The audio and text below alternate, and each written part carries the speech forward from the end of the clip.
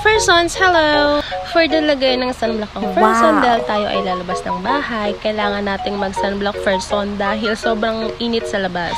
Para maprotektahan naman yung hindi ko maipin pang mukha o person. Lalabas ako ngayon person dahil pupuntahan ko ulit yung aking pasyente dahil schedule niya ng injection today. At medyo mababa pa nga yung RBC niya, so sabi ni Doc is for continuous pa rin yung injection.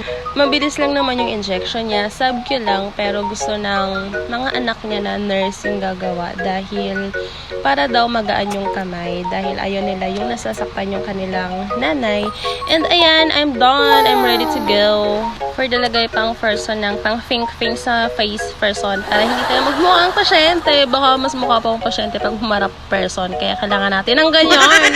Alam niyo person, pag nakikita niyo yung patient niyo na unti-unting nakaka-recover. Ang sarap sa feeling.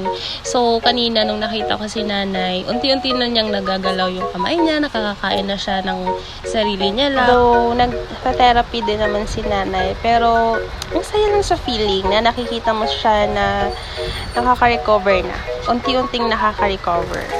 And ayan, for the suklay na ang person dahil magpapahatid na ako sa sakayan at ayan, papunta na ako sa kanila. Napaka-init person.